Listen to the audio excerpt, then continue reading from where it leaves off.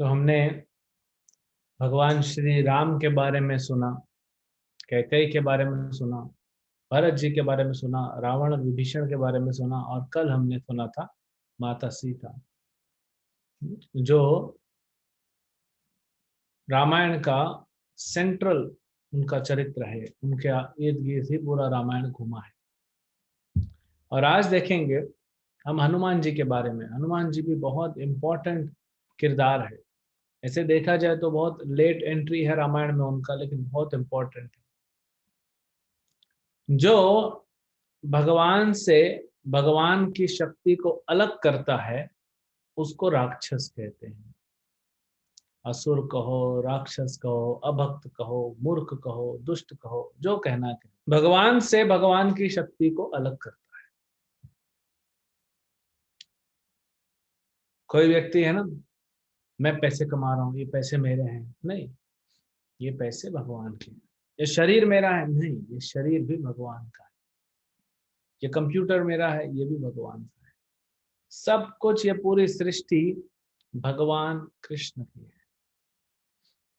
और जो इनको अलग लेके जाता है भगवान से उसको असुर कहा गया है। और जो इनको वापस लेके आता है भगवान की सेवा में वही भक्त है। और उन भक्तों में शिरोमणि है श्री हनुमान जी, जो माता सीता और राम को मिलाने में बहुत ही अहम भूमिका उन्होंने निभाई है।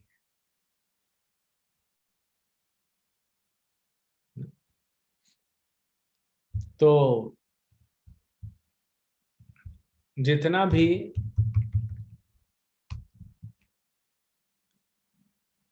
इम्पोर्टेंट है, तो भगवान के भक्त क्या करते हैं, जो भी भगवान की संपत्ति उसको भगवान से जोड़ते हैं। इसीलिए भक्तों को अधिकार है भिक्षा मांगने का, ब्राह्मणों को अधिकार है। और इसीलिए प्रभुपाद जी कहते हैं, गीता में भी कहा गया कि आप दान देना चाहते हैं तो किसको दीजिए, जो आपका दान दिया हुआ वस्तु को या पैसों को, या आप जो भी दान दे रहे हैं, अपने श्रम दान भी होता है ना, अपनी मेहनत, अपनी सेवा दे रहे हैं, तो वो ऐसी जगह पे दीजिए जहां पे वो भगवान से कनेक्ट हो सके। तो ये बताया गया।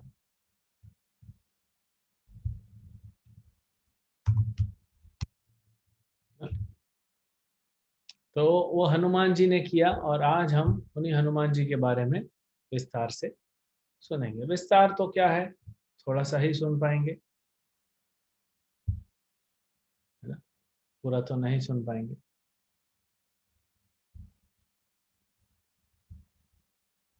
तो प्रयास करते हैं जितना हम शिक्षा ले सकें। तो हनुमान जी का ये प्रणाम मंत्र है। बहुत सारे प्रणाम मंत्र होते हैं भगवान के, और भगवान के भक्तों का एक प्रणाम मंत्र नहीं होता, बहुत सारे होते हैं। तो ये मत सोचिए कि ये हमने तो ये वाला सुना, ये सुना, नहीं। भगवान के भक्त कोई लिमिटेड थोड़ी है, वो भी अनंत होते हैं। भगवान के भक्त भी अनंत होते हैं, जैसे भगवान अनंत है।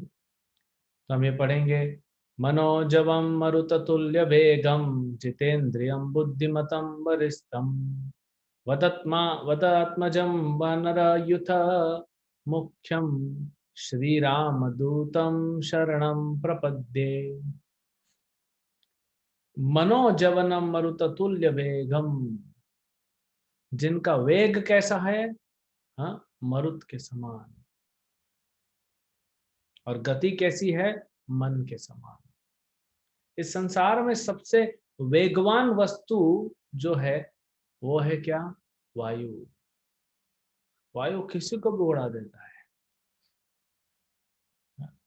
कई बार हम बॉम्बे में जैसे हैं, तो दिसंबर जनवरी के आसपास थोड़ा ठंडी लगती है, लेकिन बॉम्बे में तो कुछ है नहीं, ना बारिश हुआ ना कुछ, ठंडी कैसे हो गया। तो हिमालय से वायु, वो ठंडी पर्वत ना, पर्वतों से होता हुआ ठंडा वायु इधर आता है, और आपको यहाँ ठंडी लग रही है, दक्षिण तक जाता है। सुनामी जो आता है वो भी वायु लेके आता है।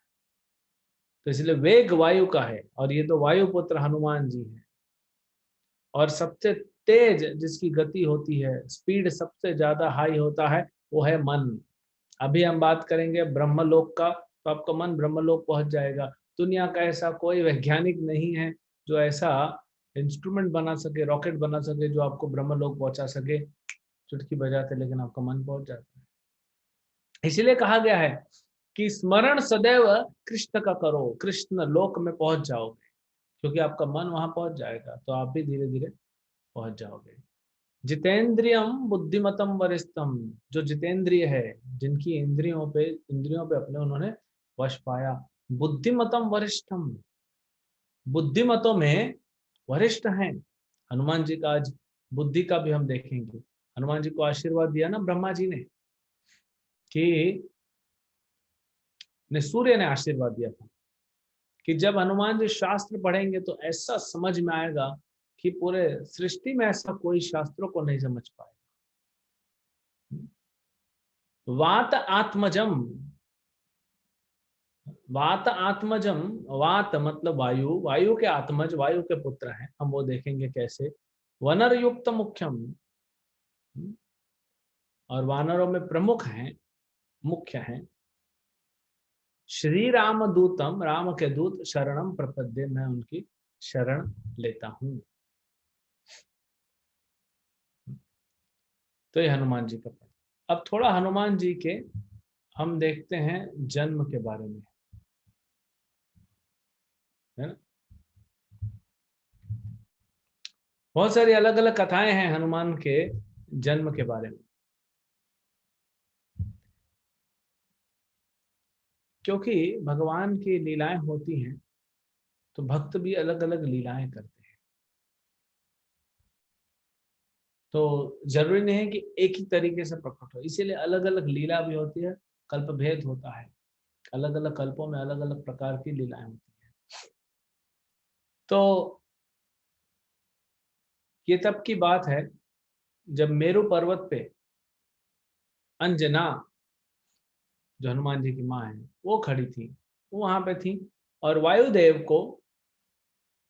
ने उन्हें देखा तो बड़े प्रभावित हो गए, मोहित हो गए, और वायु ने अंजना के साथ संग किया, वायु के रूप में ही।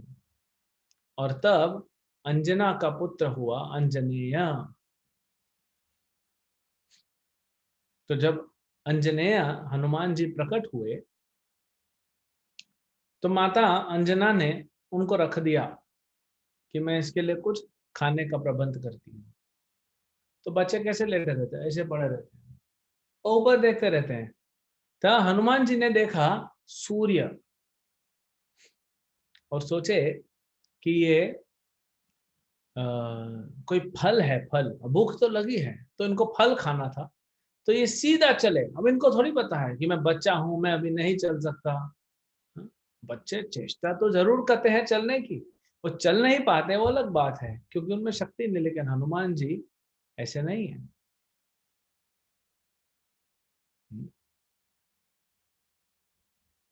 हनुमान जी तो परम भक्त हैं, नित्य पार्षद हैं भगवान।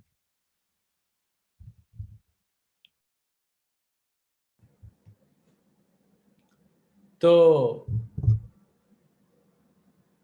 हनुमान जी चले उड़ के सीधा जा रहे हैं किधर, सूर्य देव की ओर। तो वायु ने सोचा कि अरे हमारा पुत्र जा रहा है, सूर्य की गर्म किरणों से ये इसको जलन न हो, इसलिए ठंडी ठंडी वायु बहने लगी हनुमान जी के इर्द गिर्द। तो ठंडक लगने लगी। सूर्य देव ने भी देखा ये तो प्रभु राम के नित्य भक्त हैं और बड़ी सेवा करने वाले हैं, तो उन्होंने भी अपने ताप को कम कर दिया। लेकिन उसी समय वो ग्रहण का दिन था, वो ग्रहण का दिन था, उसी समय सूर्य को ग्रहण लगाने राहु आ रहा थे। राहु ने देखा कि मैं तो आ रहा हूं सूर्य को खाने, ये कौन आ रहा है दूसरा खाने के लिए। तो राहु गया इंद्र के पास, बोला आपने तो मुझे बोला है कि रेगुलरली मुझे सूर्य को और चंद्र को खाना है, या आपने मुझे खाना दिया है, ये दूसरा राहु कौन है। हनुमान जी को राहु बोलते, बोले दूसरा राहु कौन है जो मेरा खाना खा गया। इंद्र ने देखा कौन है, देखे तो छोटा बच्चा है, तो उन्होंने वज्र मार दिया। जब वज्र लगा हनुमान जी को तो मूर्छित हो गए और आके सीधा जमीन पे मूर्छित हो गए। तो वायुदेव को बड़ा गुस्सा लगा। हालांकि इंद्र भी एक लोकपाल है, वायु भी एक लोकपाल है, जो मेन देवता होते हैं वायु और इंद्र उनमें है। तो वायु ने क्या किया, वायु भी कोई कम शक्तिशाली नहीं, उनको लगा कि अच्छा हमारे पुत्र के साथ ऐसा हुआ। उन्होंने पूरा ब्रह्मांड से वायु रोक लिया। अभी जब वायु बहेगी नहीं तो आपका दम घुटेगा, और दम घुटेगा फिर आप हॉस्पिटल जाओगे, हॉस्पिटल जाओगे तो फिर आपको स्लिप दे दिया जाएगा कोरोना पॉजिटिव। तो सबका दम घुटने लगा, सब परेशान हो गए। सब ब्रह्मा के पास गए देवता, ब्रह्मा जी आए और हनुमान को हाथ लगाया।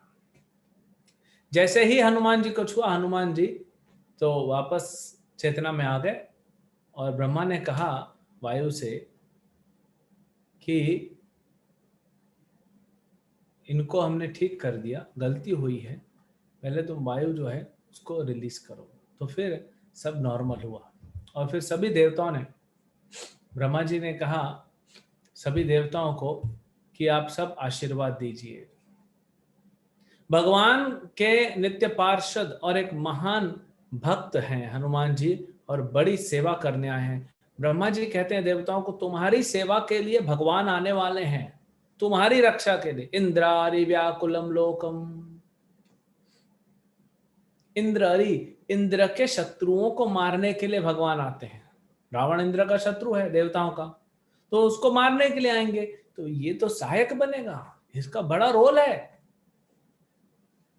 तो इसीलिए आप सब इनको आशीर्वाद दें। तो सबने आशीर्वाद दिया। सूर्य ने आशीर्वाद दिया, हाँ, कि सूर्य ने अपना 1% तेज दे दिया हनुमान को। सूर्य का 1% तेज समझते हैं, चमक जाएगा। ये तो हमने इतनी सारी लाइटिंग लगा के, लाइटिंग का जरूरत नहीं होगा, उसका शरीर ही चमकता हनुमान जी का। और कहा कि इसको बहुत ज्ञान मिलेगा, बुद्धि। इंद्र ने आशीर्वाद दिया, सभी देवताओं ने आशीर्वाद दिया हनुमान जी को। ब्रह्मा जी ने भी आशीर्वाद दिया इनको। इंद्र ने कहा कभी भी इसको मेरा वज्र कुछ नहीं करेगा, कुछ नहीं करेगा मेरा वज्र। इनको ब्राह्मणों का श्राप भी नहीं लगेगा, ब्राह्मण इनको कुछ नहीं करेंगे, ऋषि भी कुछ नहीं। तो ऐसा करते करते पूरा इम्यून सिस्टम, जो इम्यूनिटी है, बहुत हाई हो गया।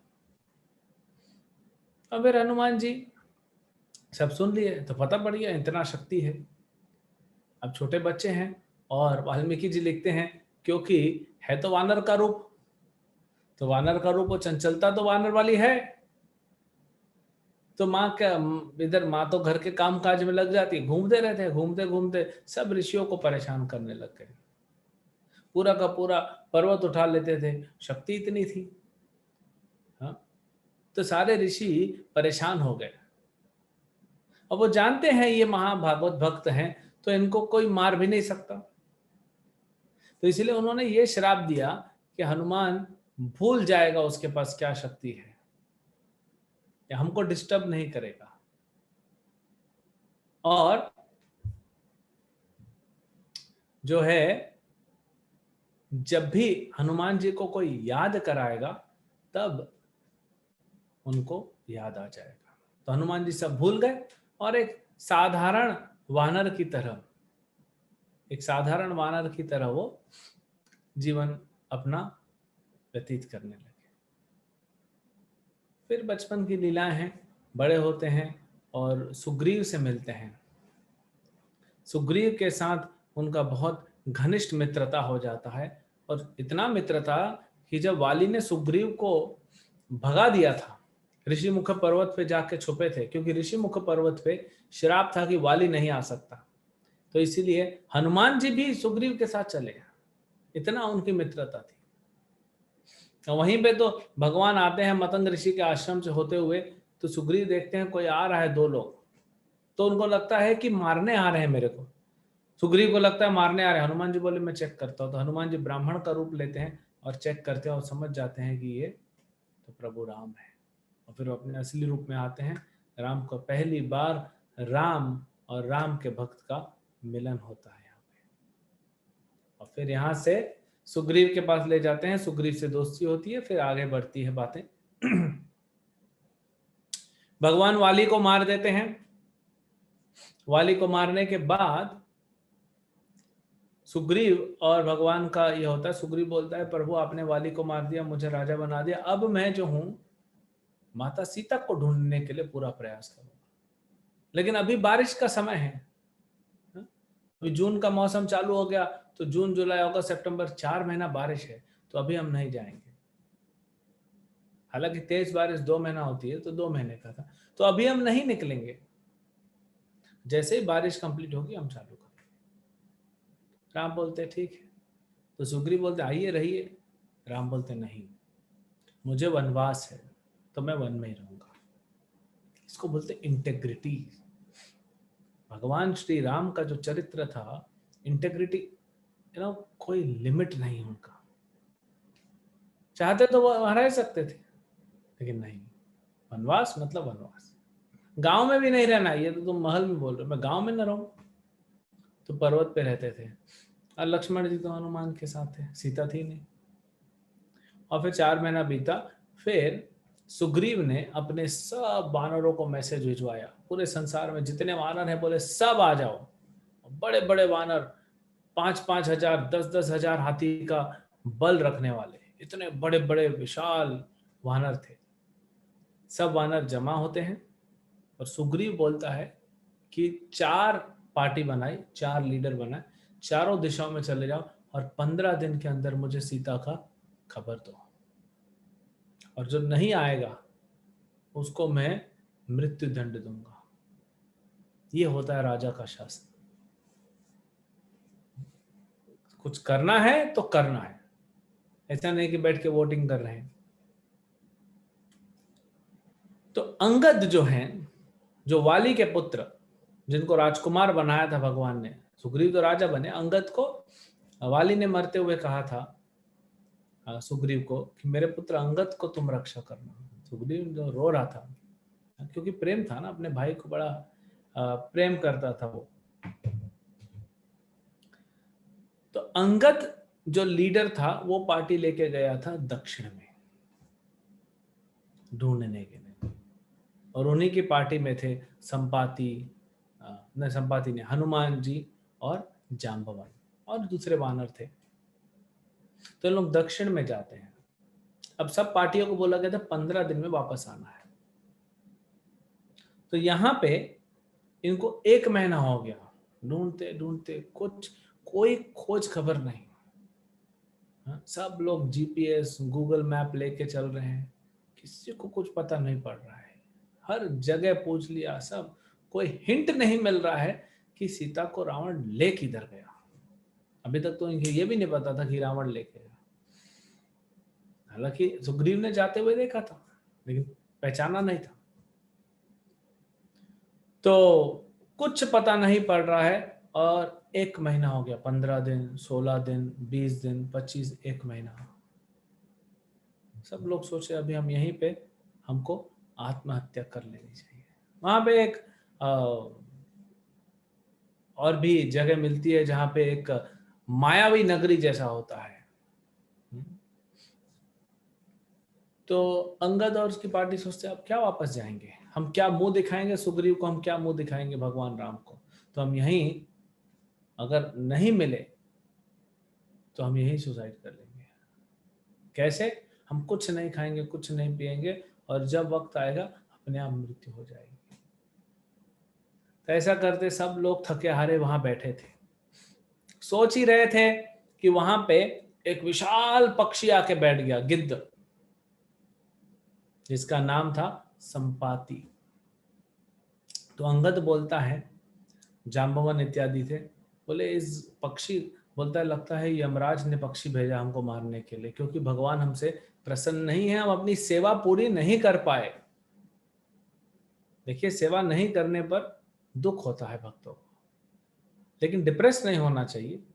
हाँ, भगवान का नाम लेके, कहा जाता है भगवान के भक्तों की पहचान करनी है तो 3 चीजें होती हैं उनके पास। क्या 3 चीजें होती हैं? भगवान, आप भगवान के कितने भक्त हैं वो 3 चीजों से पता पड़ेगा। सबसे पहला, जब आप राम या कृष्ण भगवान की कथा सुन रहे हैं तो आपके शरीर में रोंगटे खड़े हो जाने चाहिए। अभी आप चेक कर रहे होंगे हुआ कि नहीं हुआ, तो आपका गलती नहीं है, है ना। मैं उतने अच्छे से समझा नहीं पा रहा हूँ इसीलिए आपके रोंगटे खड़े नहीं हो रहे, नहीं तो शुद्ध भक्त के मुख से सुनेंगे तो आपको पता पड़ेगा कि कथा सुनने से रोंगटे खड़े हो जाते हैं। ये पहला है, कोई भी भगवान की कथा सुनेंगे, कोई कथा सुनेंगे। दूसरा, उसके शरीर पे चिन्ह होने चाहिए। मैं कृष्णदास, मैं रामदास, मैं विष्णुदास। तो हम कैसे चिन्ह लगाते हैं? ये 12 चिन्ह लगाते हैं शरीर पे। भगवान का ये मंदिर बनाते हैं, भगवान का चरण है, भगवान का मंदिर है ये शरीर, और भगवान के चरण और नीचे तुलसी से हम सुशोभित करते हैं शरीर को। तो 12 चिन्ह लगाते हैं, ये होने चाहिए। और तीसरा क्या होना चाहिए? हथियार होना चाहिए हमारे पास। भक्तों के पास हथियार होना चाहिए। यस, कौन सा हथियार होना चाहिए? हरिनाम का हथियार। ये हरिनाम का हथियार होना चाहिए। इसलिए हनुमान जी कुछ भी कार्य किए तो पहले क्या बोलते थे? जय श्री राम, और फिर वो कार्य करते थे। प्रभुपाद जी एक बार अमेरिका में थे, उनके गुरु महाराज का व्यास पूजा था। तो प्रभुपाद ने भक्तों से कहा कि आप लोग कुछ अच्छा बनाइए, क्योंकि मेरे गुरु का आज जन्म दिवस है, तो बड़ा उत्सव होगा। तो भक्तों ने बनाया, लेकिन सिंपल बनाया, उनको पता नहीं था ज्यादा। तो प्रभुपाद बोले तो बहुत सिंपल है, मैं स्वयं जाके किचन बनाऊंगा। और किचन की चौखट पे पैर रखते ही प्रभुपाद जी बोलते हैं, ओम अज्ञानतिमिरन्धस्य ज्ञानांजन शलाकया चक्षुरुन्मीलितं येन तस्मै श्री गुरवे नमः। अपने गुरु महाराज को याद करते हैं, गुरु को, कृष्ण को। तो हर कार्य करने के पहले वो हथियार चलाता है भक्त। वो क्या हथियार है? वो हरिनाम का हथियार है। चाहे हम तकलीफ में आ जाएं, चाहे नहीं, जो भी करेंगे वो नाम का। चैतन्य महाप्रभु कहते हैं, जो आप सेवा कर रहे हो तो सेवा है, लेकिन सेवा करते हुए जब नाम जप करोगे तो प्रेममयी सेवा हो जाता है, वो भक्ति हो जाती है। अजामिल को जब पकड़ने के लिए विष्णुदूत, यमदूत आते हैं, विष्णुदूत बचाते हैं, तो यमदूत कहते हैं विष्णुदूतों से, अरे इसने कोई सिर्फ नाम ही तो लिया है, न यज्ञ किया, न दान किया, न तपस्या किया, कुछ तो नहीं किया इसने। तो विष्णुदूत कहते हैं कि यज्ञ दान तपस्या भी अधूरा रह जाता है अगर नाम ना हो तो। कोई भी यज्ञ होता है तो भगवान का नाम होता है, कोई भी तपस्या होती है, कोई भी दान होता है तो नाम, भगवान का नाम लेके दान करते हैं। तो नाम इंपॉर्टेंट है, तो हम कोई भी कार्य करें, नाम बहुत जरूरी है। तो ये 3 चीजें अगर आप में हैं तो आप भक्त हैं। तो इधर बताते हैं अंगद,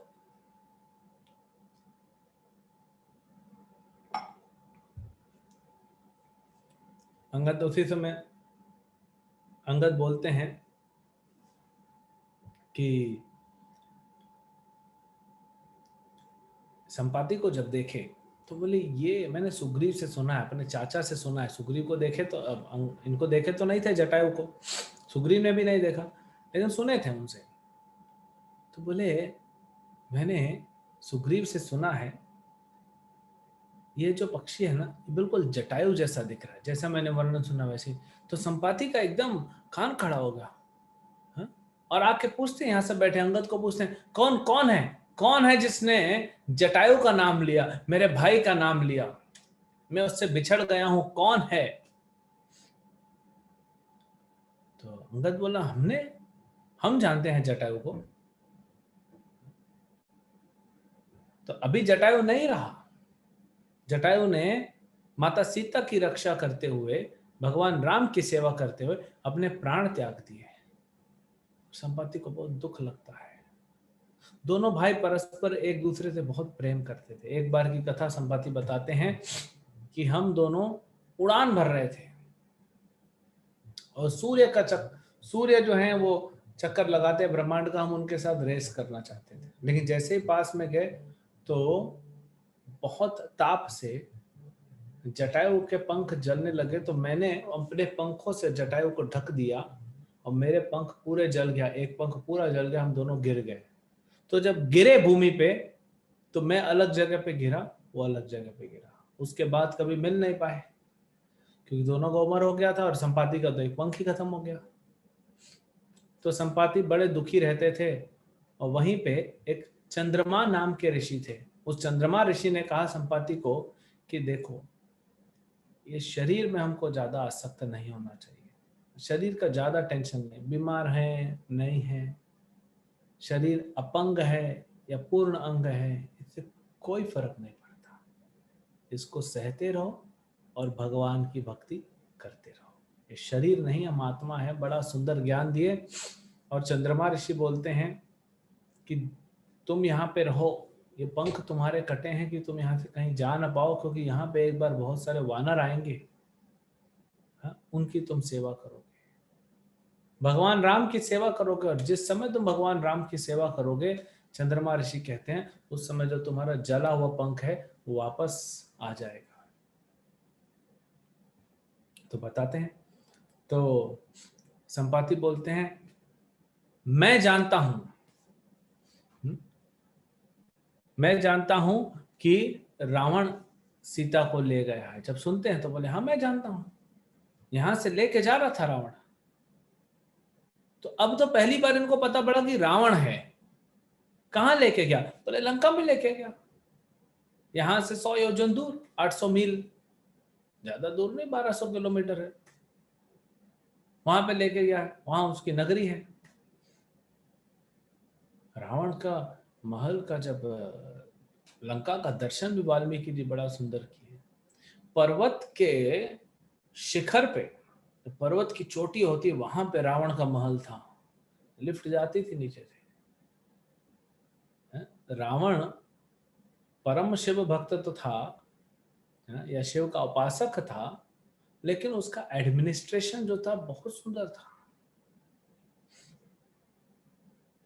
तो इसीलिए कई बार कहा जाता है ना कि आपकी सब क्वालिटी अच्छा, आपका मैनेजमेंट अच्छा है, आपका ये अच्छा है, आप अच्छे से बिजनेस कर सकते हो, लोगों से अच्छे से बात कर सकते हो, लेकिन आपके हृदय में भगवान के प्रति ईर्ष्या है तो सब जीरो है, सब जीरो है। महाभारत में आता है ना, एक ऋषि होते हैं, मैं नाम भूल रहा हूँ, वो ऋषि तपस्या करते हैं, तो उनको, वो ऋषि तपस्या करते हैं, उनकी तपस्या करते करते बैठते हैं, तो उनके ऊपर कबूतर जो है अपना महाप्रसाद छोड़ देता है। तो ऐसा देखते हैं उस कबूतर को और जल जाता है पूरा। तो ये ऋषि सोचते हैं कि अरे मेरे अंदर इतना शक्ति है, इतना पावर है मेरे अंदर। तो फिर भिक्षा मांगने जाते हैं और एक घर में जाते हैं, एक स्त्री, एक माता अपने पति को भोजन खिला रही होती है, और ये आते हैं, भवती भिक्षाम देही, कि भिक्षा दो, आते हैं, बाहर खड़े हो जाते हैं। और साधु को धैर्य भी होना चाहिए। तो उधर से पति बोलते हैं राइस लेके आओ, तो राइस लेने किचन में जाती है, फिर देखती है ये इधर भिक्षुक खड़ा है तो इसके पास आती है, फिर पति बोलता है अचार दो। कभी कभी माता जी लोग बोलती है ये प्रभु जी के, अचार दो, पापड़ दो, सलाद दो, जो मिला खाओ ना। तो बार बार किचन में भागना पड़ता है, ये तब से चला आ रहा है। तो अचार दो, ये दो, तो भिक्षुक को लेट हो गया, देने में 2 मिनट लेट हुआ। अब इसको अहंकार आ गया था, तो वो ऐसा ऐसे देख रहा था आंखें फाड़ फाड़ के।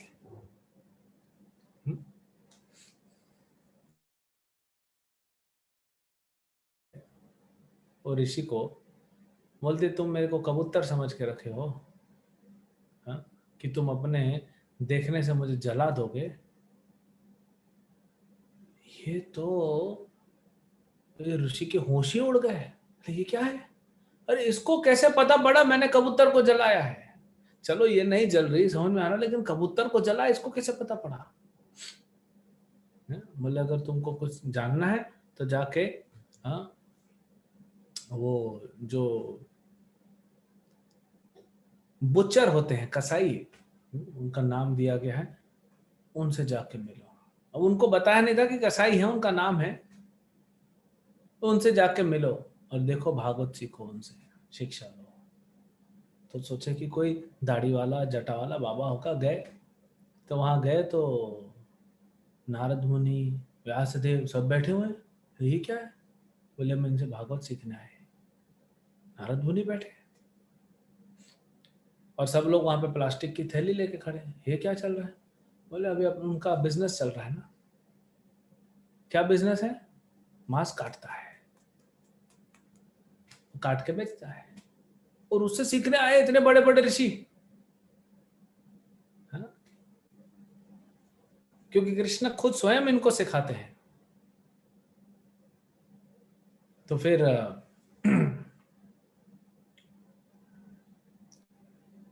आप बिजनेस कर रहे हैं लेकिन उसमें आसक्त नहीं है। भक्ति आसक्ति कहाँ है? भगवान में। तो आपके मैनेजमेंट स्किल्स बहुत अच्छे हैं, आपके कम्युनिकेशन स्किल्स बहुत है, सब अच्छा है।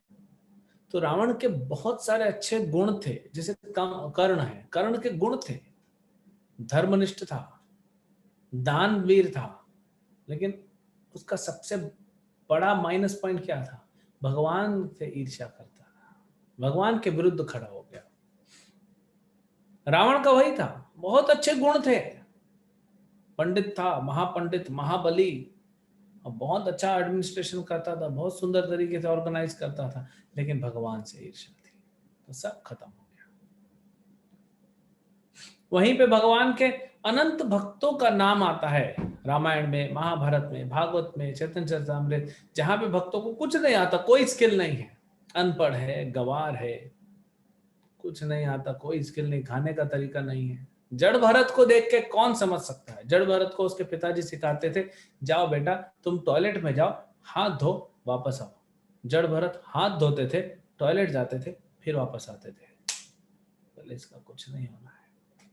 बट जड़ भरत भाव भक्ति के लेवल पे थे, वो तो जानबूझ के ऐसा कर रहे थे। तो बाह्य दृष्टि से कभी नहीं समझ सकते कौन वैष्णव है कौन नहीं है। ऐसा नहीं कि जिसका धोती कुर्ता अच्छा है, जिसने बहुत सुंदर तिलक लगाया है, जिसका कंठी चमक रहा है, जो अच्छे से बोल सकता है, अच्छे से गा सकता है, अच्छे से मृदंग करता है, हारमोनियम बजा सकता है, वैष्णव नहीं, कुछ पता नहीं पड़ेगा। किसी के पास कुछ भी नहीं होगा बाहर से, लेकिन उसके हृदय में कृष्ण के चरणों में अटूट विश्वास होगा, कृष्ण के नाम में ऐसी श्रद्धा, ऐसा विश्वास होगा, ऐसा समर्पण होगा, तो वही वैष्णव होगा। रावण के पास सब था लेकिन असुर था। कई बार ये प्रश्न पूछते हैं कि प्रभु जी ये देखिए लोग भक्त नहीं है लेकिन इनमें कितने अच्छे गुण हैं। होंगे ना, लेकिन वो सारे गुण अवगुण बन जाते हैं क्योंकि आप कृष्ण के विमुख, कृष्ण से बहिर्मुख हो गए हो, कृष्ण से आपने मुंह मोड़ लिया है, सब खत्म। क्योंकि सब भौतिक है। प्रभुपाद जी कहते हैं ये सब 0 0 0 0 है। एक जीरो है तो उसकी वैल्यू क्या है? 0। दूसरा जीरो और 2 जीरो हो गए तो भी 0, 3 जीरो तो भी 0, 1000 जीरो तो भी उसकी वैल्यू 0 है। लेकिन एक जीरो के सामने एक लगा दो तो 10, फिर दूसरा जीरो लगाओ 100, 1000, 10,000, लाख, 10 लाख, करोड़, 10 करोड़, ये चलता जाएगा। जीरो से वैल्यू बढ़ रही क्योंकि एक है। वो एक क्या है? वो एक कृष्ण है, बाकी सब अपने आप आएगा। तो जब प्रश्न उठता है तो यही इसका उत्तर है। तो संपाति बताते हैं और बताते बताते उनका पंख निकल जाता है, ठीक हो गए, उड़ के चले जाते हैं। अब अंगद देखते हैं 100 योजन का समंदर, कौन पार करेगा? तो अंगद बोलते हैं मैं 800 मील यानी 100 योजन में जा सकता हूं, मैं जंप मार सकता हूं, लेकिन मैं इतना थक जाऊंगा कि वापस नहीं आ पाऊंगा, तो क्या फायदा? लेकिन जाम्बवान कहते हैं कि आप हमारे युवराज हैं, आप नहीं जाइए, दूसरे लोग को भेजिए, युवराज को नहीं जाना चाहिए। लड़ाई में, युद्ध में आगे आना चाहिए लेकिन रिस्क नहीं लेना चाहिए क्योंकि वो राज्य चलाने वाले हैं। तो फिर सबसे पूछा जाता है, जाम्बवन बोलता है मैं 700 मील तक जा सकता हूँ। जाम्बवन जी एक बहुत यानी हर कल्प में वो जिए हैं, कृष्ण लीला देखा, राम लीला देखा। जाम्बवन की बेटी जाम्बवती से विवाह करते हैं कृष्ण। यही जाम्बवन यहाँ पे बोल रहे हैं मैं बूढ़ा हो चुका हूँ। क्या बोल रहे हैं जाम्बवन? कि मैं बूढ़ा हो गया हूँ, रामायण में बोल रहे हैं। और यही चीज अगले युग में इनकी बेटी का विवाह होता है कृष्ण के साथ। और जाम्बवन बहुत पहले से है। जाम्बवन कहते हैं जब मैं जवान था और जब गरुड़ पे सवार भगवान विष्णु आते थे तो मैं गरुड़ के 1000 चक्कर कर देता था फटाफट। गरुड़ की स्पीड आप सोच सकते हैं। लेकिन अब नहीं कर सकता। अब मैं 700 मील जा सकता हूं तो समंदर में गिर जाएंगे। तो कौन कर सकता है? सबसे पूछा गया, किसी ने बोला मैं 10 योजन जा सकता हूँ, कोई 20 योजन जा सकता हूँ, मैं 50 योजन जा सकता हूँ। 100 योजन जाना है, सब गिरेंगे समुद्र में, कौन बचाने जाएगा फिर? तो जाम्बवन ने देखा हनुमान जी दूर बैठे। बोले हनुमान तुम शांत क्यों बैठे? बोले मैं क्या करूं? अब हनुमान को याद दिला रहे हैं कि तुम कौन हो, पूरा बताया। तुम वायुपुत्र हो। तुम ऐसे बचपन में सूर्य को चॉकलेट कैंडी समझ के, नहीं ऑरेंज कैंडी समझ के खाने चले गए थे। फिर तुमको वज्र लगा, फिर देवता ने आशीर्वाद दिया और सब बताए। तब याद आया, देखते ही देखते हनुमान जी को याद आ गया और वहीं 50 गुना अपना शरीर हनुमान जी ने बढ़ा दिया। 50 गुना देखते ही देख के तब हमने बोले मैं 100 योजन तो क्या, मैं 1000 योजन, मैं लाख योजन, मैं ब्रह्मांड के सारे जो कवरिंग है वो भेद के बाहर जा सकता हूं। मैं हनुमान हूं, पवन पुत्र हनुमान। इतना वो पावर, ये अहंकार नहीं है। भगवान की सेवा के लिए भक्त तत्पर हो रहा है, तैयार हो रहा है। किसी का एनर्जी लेवल बहुत हाई होता है तो लोगों को लगता है वो अहंकारी है। नहीं, उसका एनर्जी लेवल हाई है। तो हनुमान जी यहाँ पे उस उत्साह को प्रस्तुत कर रहे हैं कि मैं करूंगा ये सेवा, मैं भाग्यशाली हूं कि मुझे श्री राम की सेवा करने का मौका मिल रहा है। और देखते ही देखते हनुमान जी पूछते हैं अंगद से, क्या करना है बोलो? रावण को मार के पूरा लंका उठा के लाऊं क्या राम के पास, या फिर सारे राक्षसों को मार दूं, सीता को माता को लेके आता हूं? करना क्या है तुम बोलो। देखिए बहुत इंपॉर्टेंट लेसन है यहाँ पे। अपनी मर्जी से नहीं कर रहे हनुमान जी, इतने शक्तिशाली पावरफुल है, लेकिन फिर भी हमारे लीडर कौन है? अंगद है। जो लीडर कहेंगे वही करूंगा। ये बहुत इंपॉर्टेंट गुण है। हो सकता है आपको लगे कि आपका जो लीडर है वो उतना क्वालिफाइड नहीं, लेकिन वो लीडर बनाया गया है ना आपके बड़ों से, तो उसको आशीर्वाद दिया। तो हनुमान जी इतने शक्तिशाली, लेकिन ये नहीं बोले अंगद तुम कौन हो? तुम कौन हो? तुम्हारा बाप हमारे बराबर था, तुम हमारा भतीजे जैसा हो? नहीं, तुम हमारे लीडर हो। तो अंगद बोलते हैं नहीं, सुग्रीव ने हमें कहा है कि सिर्फ पता लगा के वापस आना है, तो तुम सिर्फ पता लगा के वापस आओ। वो तो एक्स्ट्रा सेवा फिर भी हनुमान जी कर दिए हैं लंका जलाने का। तो हनुमान बोलते हैं ठीक है, मैं महेंद्र पर्वत पे चढ़ जाऊंगा। और महेंद्र पर्वत पे चढ़ गए। अब क्या होता है कि फ्लाइट ने एरोप्लेन देखा हुआ ऐसे ऐसे जाता है, धीरे धीरे धीरे धीरे उठता है, लेकिन जो रॉकेट होता है वो ऐसे उठता है। तो हनुमान जी ने ऐसी छलांग लगाई, ऐसे उड़ के गए और फिर जाके उन्होंने ऐसे फ्लाइट ली। तो जब उड़े तो पर्वत का क्या दशा हुआ? महेंद्र पर्वत ये वही है जहां परशुराम जी तपस्या की है। तो महेंद्र पर्वत पे जब चढ़े तो पूरा का पूर्व जैसे पर्वत जमीन में धंस गया। उसमें दरारें आने लग गई। जितने ऋषि मुनि थे सब हड़बड़ा गए और सब, अब ऋषि मुनि है ये लोग, साधारण जीव नहीं, तो लोग भागे नहीं, भागेंगे कहाँ, भूकंप आता है। तो लोग सब हवा में आ गए, ऐसे आसन धारण कर लिया हवा में ही, पूरा पर्वत हो गया, वो वहीं रहे। जितने भी सांप थे इतने घबरा गए कि वो घबराहट के मारे सबने अपना जहर जो है और पर्वत पे उगल दिया। तो पर्वत में बड़ा सुंदर दिख रहा था, हर जगह लाल लाल लाल जहर। जितने पशु पक्षी थे वो भाग गए। और जितने पेड़ पौधे थे, क्योंकि हनुमान जी ने ऐसे छलांग लगाई तो पेड़ पौधे उनके पूरे ऊपर आ गए। निकल गए और उनके प्रेशर से ऊपर आ गए। और क्योंकि हनुमान जी अपना इंजन चालू कर दिए, ये पेड़ पौधों में इंजन था नहीं, तो ये बेचारे वापस आ गए। वाल्मीकि जी कहते हैं, कितना सुंदर, देखिए ये शास्त्रों में टीचिंग्स भी होती है, कथा भी होती है, बहुत सारा हमको कल्चर भी सिखाया जाता है। वाल्मीकि जी कहते हैं, जैसे जब रिश्तेदार या आपके यहाँ कोई मेहमान आ रहा हो, उसको छोड़ने जाते हैं, वैसे ये वृक्ष हनुमान जी के साथ गए कुछ देर तक। शास्त्रों में कहा गया, अगर आपके घर पे कोई मेहमान आया है तो उसको छोड़ने जाने के लिए अपने घर से बाहर 7 कदम तक उसके साथ चलना चाहिए, फिर वो चला जाए फिर वापस आना चाहिए। 7 कदम। आजकल क्या होता है, आजकल मेहमान को बोल देते हो, ठीक है जाते जाते दरवाजा बंद कर देना, और आप वहीं बैठ के टीवी देखते हो। ऐसा होता है, देखा है कई बार, जाते जाते दरवाजा बंद कर देना। ये कल्चर नहीं है। कल्चर खत्म हो रहा है, ऑलमोस्ट खत्म हो गया है। लेकिन ये वाल्मीकि जी उदाहरण देते हैं कि वृक्ष जो थे, जैसे सी ऑफ करने जाते हैं ना, आप किसी को छोड़ने जा रहे हैं, तो ऐसे वृक्ष उनके साथ गए और तुरंत बादलों के ऊपर निकल गए हनुमान जी। और यहां से प्रारंभ होता है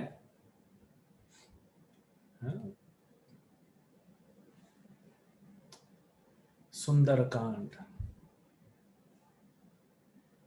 अब देखिए अलग अलग जो हैं वो कांड हैं, अलग अलग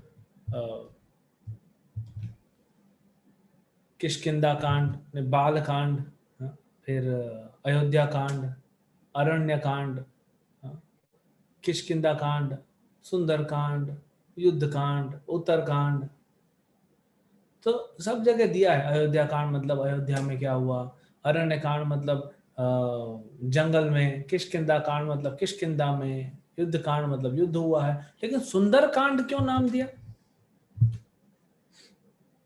हनुमान कांड नहीं बोले,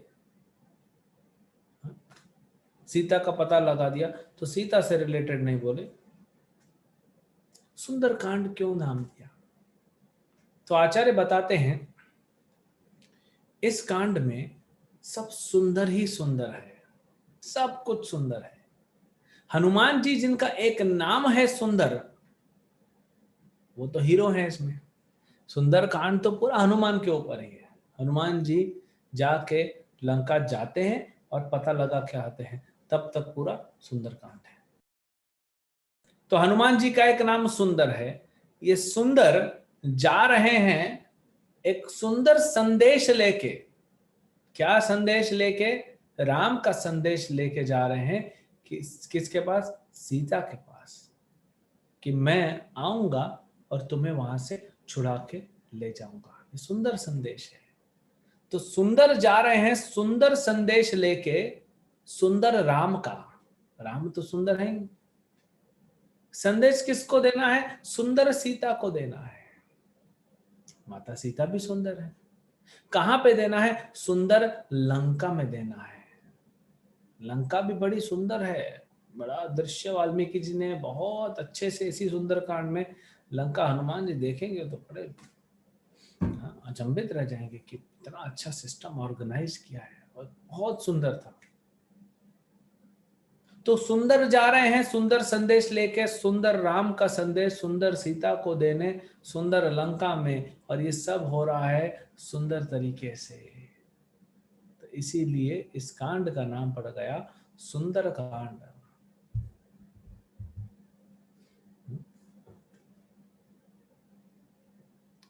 तो यहां से हनुमान जी उड़ते हैं। जब हनुमान जी उड़े ऊपर, उसके पहले क्या बोले? जय श्री राम।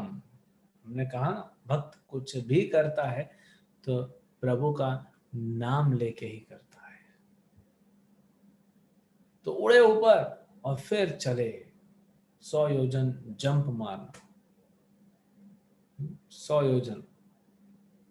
हनुमान जी तो बोले मैं पूरा ब्रह्मांड को पार कर दूंगा, ये क्या चीज है। तो वहां पे जितने भी गंधर्व थे, गंधर्वों की पत्नियों ने, जो गंधर्विकाएं हैं, उन्होंने हनुमान जी के ऊपर पुष्प वर्षा किया। अच्छा, जैसे उड़े तो पेड़ गिरे, तो पेड़ से समुद्र पे गिरे, फिर बहुत सारी पुष्प वर्षा, वो भी सब समुद्र पे गिरे। तो बहुत सुंदर दृश्य दिख रहा था। वाल्मीकि जी कहते हैं सूर्य ने देखा कि ये तो राम की सेवा के लिए जा रहे हैं, हमारे प्रभु की सेवा के लिए जा रहे हैं, तो सूर्य ने अपने ताप को कम कर दिया। हनुमान जी को नहीं लगाना चाहिए, जैसे बचपन में किया था। और वायु, उनके पिता, हनुमान जी के पिता ने क्या किया, उनके साथ साथ बह रहे थे। एक तो फोर्स मिलता और ठंडा ठंडा हवा रहता, ठंडी ठंडी हवा उनको बह रही थी, तो उनको अच्छा लग रहा था। और सारे ऋषि मुनि, सारे देवता बहुत ही तारीफ करते हैं हनुमान जी की। तो हनुमान जी ये है, ये कोई छोटा कार्य नहीं है। और नागलोक से, यक्ष लोक से, दूसरे जितने भी किन्नर लोक से, सब जो हैं वो हनुमान जी के गुणगान करते हैं। और हनुमान जी चलना चालू करते हैं। अब इसी पे हम थोड़ा शिक्षा देखेंगे। हनुमान जी का यही ट्रैवल हम फोकस रखेंगे, सीखने के मिलता है। हनुमान जी कहाँ जा रहे हैं? भगवान की सेवा करने जा रहे हैं। तो जब भी हम भगवान की सेवा करें या हम साधना करते हैं, तो हमारे जीवन में 3 रुकावटें आती हैं। वाल्मीकि जी बताते हैं, और 3 रुकावटें कैसे डील करना है वो भी बताया गया है इसमें। तो सबसे पहले जब हनुमान जी जाते हैं, तो समुद्र देवता वो सोचते हैं कि देखो, ये राम के पूर्वज हुए सगर महाराज अगस्त्य ऋषि एक बार बड़े क्रोधित हो गए और पूरा समुद्र पी गए। समुद्र खाली हो गया, जितने जीव जंतु मछलियां सब तड़प रहे थे, पानी है ही नहीं, पूरा पानी पी गया। तो सगर महाराज ने सागर को लाए थे। इसीलिए जो समुद्र देवता हैं वो सोचते हैं, वो सोच रहे हैं कि सगर महाराज ने हमारे ऊपर इतना उपकार किया, उन्हीं के वंश में श्री रामचंद्र आए हैं और ये श्री राम की सेवा के लिए जा रहे हैं, इसीलिए मुझे इनके लिए कुछ करना चाहिए। और वायु देवता ने भी हमारे ऊपर बहुत कृपा की है, वो मेनक पर्वत। तो मेनक पर्वत को बोलते हैं समुद्र देव, तुम ऊपर उठो, क्योंकि मेनक पर्वत के पंख लगे थे। वो उड़ते उड़ते समुद्र के नीचे से ऊपर उठ गया। इतना विशाल पर्वत ऊपर उठ रहा है। तो हनुमान जी देखे, ये क्या उठ रहा है, मेरे रास्ते में कुछ आ रहा है। आप सोचिए कितना ऊपर से जा रहे हैं, फिर भी पर्वत आ रहा है, तो कितना ऊंचा पर्वत होगा। तो हनुमान जी सो के, ठीक है मैं थोड़ा ऐसा ओवरटेक कर लेता हूँ। तो जब राइट में जा रहे थे तो पर्वत राइट में हो गया, अरे ये क्या है। फिर लेफ्ट में जा रहे हैं तो पर्वत लेफ्ट में हो गया, ये क्या चीज है। तो हनुमान जी को बड़ा गुस्सा आया, मारने वाले थे पर्वत को। राम का सेवा में बीच में कुछ भी नहीं चाहिए हनुमान जी को। तब वो हनुमान ने देखा कि पर्वत के ऊपर देवी आ गई है, हाँ? मेनक पर्वत, तो मेनक पर्वत एक देवी का रूप लेके आया। बोले प्रभु, यहाँ पे special scheme, 2 nights 3 nights 2 days free. दूसरों के लिए 4,999, आपके लिए सिर्फ 999। आइए यहाँ पे 2-3 दिन आराम कीजिए। कोई गलत भाव नहीं था मेनक पर्वत का, भाव बड़ा अच्छा था। हनुमान जी थक गए, आराम से यहाँ पे रहिए, खाइए पिए, फिर आगे बढ़िए। मेनक पर्वत बताते हैं कि हम पर्वतों के पंख हुआ करते थे पहले। इंद्र ने, ऋषि मुनि तपस्या कर रहे हैं, अब तपस्या कर रहे तो पंख लेके उड़ जाता था पर्वत, तो तपस्या कहाँ करे। तो ऋषि ने एक बार, सारे ऋषियों ने कहा इंद्र को कि अपने वज्र से सारे पर्वतों के पंख काट दो। पहले पर्वत उड़ते थे, अब आप किसी को बुलाओगे बोलेगा ये तो हैरी पॉटर का स्टोरी सुना रहा है। ये सब काल्पनिक लगेगा, इसीलिए लोग मानते नहीं, क्योंकि उनकी समझ से बहुत परे है ये चीज। तो सारे पर्वतों का पंख जो है वो काट दिए इंद्र ने। तो वायु देवता ने मेनक पर्वत को छुपा दिया समंदर के अंदर, तो इसके पंख रह गए।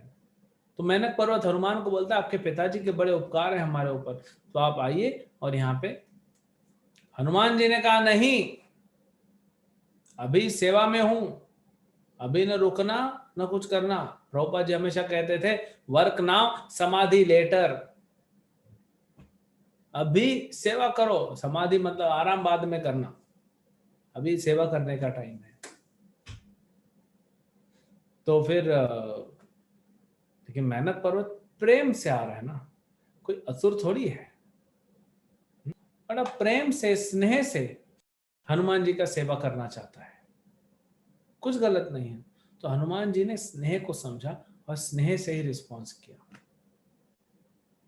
तो हनुमान जी आके छू के चले गए, तो बोले मैं तुमको आलिंगन कर रहा हूं, मतलब रहने जैसा ही हो गया। तो आलिंगन किया, तुम्हारे स्नेह को मैंने स्वीकार किया, अब मैं जाता हूं, मुझे श्री राम की सेवा करनी है। तो ये है पहला हमारे साधना में, हमारे सेवा में पहला अटकले यही लगाता है। क्या है वो? है स्नेह। परिवारजनों का, मित्रों का ये प्रश्न उठते हैं, स्नेह आता है, तो स्नेह को स्नेह से ही काटना चाहिए। लेकिन अपने में दृढ़ रहना चाहिए। हनुमान जी ने बोले ठीक है, अब बोल रहे हैं, हमारे पिताजी से इनका कनेक्शन है, चलो 2-4 दिन रुक जाते हैं। नहीं, वो नहीं रोका, न साधना रोकनी है न सेवा रोकनी है। गुस्सा नहीं हुआ हनुमान जी, लेकिन सेवा और साधना रोके नहीं। प्रेम से उन्होंने स्वीकार किया, प्रेम से इन्होंने मना कर दिया। उन्होंने प्रेम से ऑफर किया, इन्होंने प्रेम से मना कर दिया, बस, और आगे निकल गए। तो भक्तों को सीखना चाहिए, बहुत इंपॉर्टेंट है, क्योंकि हमारे जीवन में क्या होता है, तीनों प्रॉब्लम आएगी। पहला है प्रॉब्लम नहीं, ऑब्स्टेकल है, ये आपके जीवन में रुकावट डाल रहे हैं भक्ति जीवन में। तो हम बात कर रहे थे विभीषण के बारे में कि हमारे परिवार है, हमारे मित्र हैं, हमारे ऑफिस के कलीग्स हैं, रिश्तेदार हैं, तो ये सब क्या, ये सब तो बाहरी स्नेह दिखा के और आपको रोकना चाहते हैं। तो आप भी स्नेह से नहीं नहीं मुझे करना है, अंदर से दृढ़ रहिए, लेकिन क्रोध प्रकट करने की जरूरत नहीं। धैर्य से आप अपना भक्ति, अपना साधना, अपना सेवा भगवान के लिए करते रहिए। और दूसरा है, ये तो मेन टीचिंग हो गया, और एक कि आराम नहीं करना। सेवा करने निकले तो आराम क्यों करना, पूरा कंप्लीट करो और फिर जो करना आराम करो। तो हनुमान जी यहां से निकलते हैं। उसके बाद तो हनुमान जी का अलग अलग गुणों में एक ये गुण है हनुमान जी का जो यहाँ प्रकट होता है, उनका सदाचार। सदाचारी थे, संस्कारी और सदाचारी थे। हनुमान जी जानते थे वैष्णव सदाचार को। फिर आगे जाते हैं तो देवता नाग कन्या है सुरसा नाम की, उसको बोलते हैं जाओ इसकी परीक्षा लो। क्यों? अरे इसका बहुत परीक्षा होने वाला है लंका में, देखे तो सही कितना दम है, सब जानते हैं, फिर भी बोले टेस्ट करो, है ना। जैसे आप इंटरव्यू के लिए जाते हैं, कोई आपका एग्जाम है, इंटरव्यू है, मान लिया आईएएस का इंटरव्यू देने जा रहे हैं, उसके पहले कितना प्रैक्टिस करते हैं, मॉक इंटरव्यू बोलते हैं, कितना प्रैक्टिस होता है। और मॉक इंटरव्यू में जितना आपको ग्रिल किया जाएगा, जितना आपको निचोड़ा जाएगा, उतना अच्छा परफॉर्म करोगे, उधर प्रेशर नहीं रहेगा। क्वेश्चन कुछ भी आ जाए लेकिन प्रेशर नहीं रहेगा। तो इसीलिए घर का आदमी थोड़ा ट्रेन करे तो ज्यादा अच्छा है। तो उन्होंने बोला जाओ इनका पूरा अच्छे से परीक्षा लो, देखें परीक्षा में पास होते हैं कि फेल होते हैं। तो इंद्र ने कहा और राक्षसी से, ये राक्षसी का रूप ले लिया, सुरसा नाम की राक्षसी। तो हनुमान जी जा रहे हैं अपना नॉन स्टॉप फ्लाइट, स्मूथ, कोई टर्बुलेंस नहीं, कुछ नहीं, कोई वेदर का प्रॉब्लम नहीं, कोई अनाउंसमेंट नहीं, खाना पीना नहीं, बस चल रहे हैं। तब सडनली और देखते हैं कि नीचे से बहुत बड़ी राक्षसी निकलती है, हाँ? और अपना ऐसा मुंह खोल देते हैं। 8 मील, 8 मील लंबा मुंह खोलती है। हनुमान जी बोलती ये क्या है? बोलती है कि मुझे ब्रह्मा का वरदान है, जिसको भी यहां से जाना है मेरे मुख से होके जाना पड़ेगा, मतलब मरना पड़ेगा, जा नहीं सकते। हनुमान जी बोले बोलो तुम्हारा वचन क्या था, क्या ब्रह्मा जी ने वचन दिया? बोलती है मेरे मुख से होके जाना पड़ेगा। तो बोलते हनुमान जी देखो, हाँ, मैं अभी सेवा में जा रहा हूँ राम की, मैं जाता हूँ, सेवा करता हूँ, वापस आता हूँ, फिर तुम मुझे खा लेना। बोली नहीं, अब भी खाऊंगी। तो राम का सेवा रोका तो हनुमान जी फिर, हाँ, बोले ठीक है। तो सुरसा ने अपना मुंह खोला 8 मील, हनुमान जी 16 मील ऊंचे हो गए। अब ये तो फिर बड़ा हो गया ना। तो फिर सुरसा ने अपना मुंह फैलाया 20 मील, और हनुमान जी और बड़े हो गए, फिर और बड़ा मुंह खोला और बड़े हो गए। अब लिमिट हो गया है ना, इलास्टिक होता है, उसको आप एक लिमिट तक खींच सकते हो, उसका टूट जाएगा। तो जितना मुंह खोल सकती थी उतना मुंह खोली सुरसा ने। हनुमान जी बुद्धिमता, अब देखिए बुद्धि, पहले क्या बताया, वैष्णव सदाचार, अब बुद्धि देखिए, क्योंकि लड़ना नहीं है सुरसा से, हर किसी से लड़ाई नहीं करना चाहिए, बुद्धि भी प्रयोग करना चाहिए, ये नीति भी कहती है।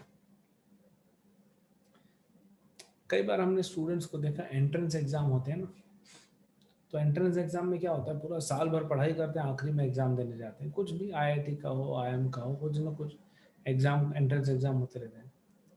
अब क्या बोलता है ना, आप कुछ पढ़ के आए हैं और उसी तरह का क्वेश्चन आ गया, और आपने बहुत प्रयास किया, अच्छे से सॉल्व किया, लेकिन एग्जाम में याद नहीं आ रहा है। बोलते हैं नहीं, ये कैसे याद नहीं आएगा, मैं इसको करके रहूंगा, मैंने इसको पढ़ा है, मैंने इसको दूसरों को सिखाया, मैं करके रहूंगा। उस चक्कर में क्या हो रहा है, देखिए 2 घंटे का एग्जाम है, मैं हमेशा स्टूडेंट्स को ट्रिक देता हूँ, 2 घंटे का एग्जाम है, 100 क्वेश्चन करने हैं, सारे क्वेश्चन 1 मार्क के, क्यों तुम एक क्वेश्चन में 15 मिनट वेस्ट कर रहे हो? ये बुद्धिमत्ता नहीं है, हाँ? ये बुद्धिमान का जो है वो निशानी नहीं है। तो बुद्धिमान क्या है, क्या करेगा, वो छोड़ देगा, दूसरा करो, 1 मार्क चाहिए, बता खत्म। हाँ? लेकिन हमारा अहंकार आ जाता है, नहीं मैं इसको करके आया हूं, मैं इसको करके आया। लेकिन हनुमान जी ऐसे नहीं थे, हनुमान जी नहीं बोले सुरसा को मार के फिर जाऊंगा, नहीं, उन्होंने बड़ा किया, बड़ा किया, बड़ा किया। ब्रह्मा जी का वरदान क्या था, मुख से होके जाना पड़ेगा, तो इतने बड़े हो गए हनुमान जी, और सुरसा ने भी पूरा मुंह खोल दिया। फिर हनुमान जी तुरंत वायु की गति से, मन की गति से छोटे हो गए, अंगूठे बराबर, और सीधा सुरसा के मुंह में घुसे, और जब तक सुरसा मुंह बंद करती तब तक बाहर आ गए। बोले माता, तुमको वरदान था ब्रह्मा जी का कि तुम्हारे मुख से होके जाना पड़ेगा, तुम्हारे मुख में गया, अभी मैं जाऊं? ब्रह्मा जी का वचन का लाज रखा, अब मैं जाऊं? तो जाओ बोलते हैं, हाँ? सब आशीर्वाद देती है, बताती है फिर मैं नागलोक से हूं, और सारे देवताओं ने बोला था, और सब प्रसन्न हो जाते हैं। तो ये दूसरी रुकावट हमारे सेवा में, भक्ति में क्या आती है, ये देवताओं से आती है, और इसको कैसे डील करना है, हाँ? इसको डील करना है इंटेलिजेंस से, बुद्धि से। तो अलग अलग आएगा, कभी आपको लोभ मिलेगा, कभी आपकी दूसरी परीक्षा होगी, कभी आप देखेंगे कि आप सेवा के लिए जा रहे हैं और कोई आपको लोभ दे देगा, या कोई आपको कुछ और खींच लेगा, हाँ? लेकिन फोकस नहीं खोना है हमको, बुद्धि लगानी है, पहले सदाचार और फिर बुद्धि लगाई, बुद्धि लगाना चाहिए। ऐसे नहीं कि मैं क्या करूं, हाँ? या फिर चले गए दूसरे रास्ते में, मेन सेवा छोड़ दिए, या फिर मेन सेवा इधर उसको दुत्कार दिए, नहीं, हमको इन्होंने दुत्कारा नहीं, सूरज को अंदर गए, उसका इच्छा पूरा किया और तुरंत बाहर निकल गए, और फिर आगे चले गए। तो ये हो गया दूसरा पड़ाव पार। तब देवताओं ने बोला हाँ, हनुमान जी तो हनुमान जी है, उनको कोई रोक नहीं सकता। आगे गए तो असली की राक्षसी, अभी तक क्या था, मेहनत पर्वत आया, प्रेम से कुछ ऑफर कर रहा था, फिर नागलोक की ये सुरस आई थी, ये राक्षसी का रूप लेके, लेकिन अब असली राक्षसी आएगी, इसका नाम है सिम्हिका। तो हनुमान जी मस्त जा रहे हैं, एकदम नॉन स्टॉप फ्लाइट चल रही है। सडनली हनुमान जी को थोड़ा टर्बुलेंट फील हुआ। फ्लाइट जाते हैं ना तो बादल घेर आते हैं, तो आपको थोड़ा फ्लाइट हिलता है, टर्बुलेंस होता है। तो देखिए कि मैं जा नहीं पा रहा हूँ, मैं हिल नहीं पा रहा हूँ, कुछ तो पकड़ा है। नीचे सिम्मिका राक्षसी थी, बड़ा विकराल रूप था उसका, और उसने हनुमान जी की परछाई को पकड़ा था। देखिए असुरों की पहले की शक्तियां क्या होती थी, आपकी परछाई, अभी भी ये सब तंत्र होता है। परछाई पकड़ लिया, ये आदमी आगे नहीं बढ़ पा रहा है परछाई से। तो इतना विकराल रूप लेके ऐसे सिम्हिका आई और हनुमान जी को गटक लिया, अंदर निगल लिया। सारे देवता बोले अरे हाय हाय क्या हो गया, अभी तो इतना अच्छा परीक्षा पास हुआ था, अभी क्या हो गया, सारे फाइनल एग्जाम अच्छे से पास किए, ये छोटे से एग्जाम में फंस गया। हनुमान जी फंसने वाले नहीं, हनुमान जी अंदर जरूर चले गए, उसने जो है हनुमान जी को निगल लिया, लेकिन हनुमान ने क्या किया, अंदर शरीर में गए ना, तो शरीर के जो पुर्जे होते हैं, जैसे हृदय होता है ना, लंग्स होते हैं, ये सब वायरस वायरस यही अटैक करते हैं ना, तो ये तो इम्पोर्टेंट है। तो हनुमान जी ने जाके गदा मारना चालू किया, इसके मेन पुर्जे पूरे तोड़ ताड़ दूंगा, फिर क्या करेगी। तो उसका जो हृदय था उसको फाड़ दिए। इसीलिए चौकन्ना रहना चाहिए, कब मौका मिलेगा हमको करना चाहिए। ये भी बुद्धिमान है, लेकिन भगवान के नाम पे पूरी श्रद्धा के साथ हो गए और किया। वो राक्षसी का हृदय लेके पूरा फाड़ दिया, अभी हृदय ही नहीं, पूरा ऑपरेशन कर दिया तो क्या होगा। और फिर अपने गदा से उसका शरीर यहाँ से फाड़ से बाजू से बाहर निकल गए, और सिम्हिका मृत समंदर के अंदर चली गई। तब देवता लोग फूलों की वर्षा करते हैं, बोले तुम तो विजयी हो गए हनुमान, तुमको कोई नहीं रोक सकता। क्यों? क्योंकि तुम दृढ़ निश्चय हो, राम की सेवा के लिए दृढ़ निश्चय हो। देखिए भक्त दृढ़ निश्चय होना चाहिए। रुकावटें जरूर आएंगी, ये नहीं कि नहीं आएंगी, रुकावटें तो 100% आएंगी, लेकिन आपको दृढ़ बने रहना। आप दृढ़ बने रहेंगे तो रुकावटों को, कहा जाता है ना, अंग्रेजी में कहावत है, God helps them those who help themselves. जो अपनी मदद करना चाहता है, भगवान उसकी मदद करते हैं। जब देवकी को कंस ने पकड़ लिया था, हाँ, बाएं हाथ से बाल पकड़ लिया था देवकी के, और दाएं हाथ से खड़ग, खड़ग मतलब तलवार निकाल के उसका गर्दन काट रहा था। वसुदेव जी कैसा ठंडे दिमाग से प्रचार किए उसको, और देवकी को उस मुसीबत से निकाले, मृत्यु के मुंह से निकाल के लाए देवकी को। तो तुम दृढ़ निश्चयी हो, बुद्धिमान हो, हाँ? और तुम्हारे पास कलाएं हैं, तो इन सब में दृढ़ निश्चय और भगवान के नाम पे जो विश्वास होना चाहिए। तो ये तीसरा हमारा अटकलें जो आती हैं, उनमें तीसरी है रुकावट, जो है कि ये असुरी प्रवृत्तियां,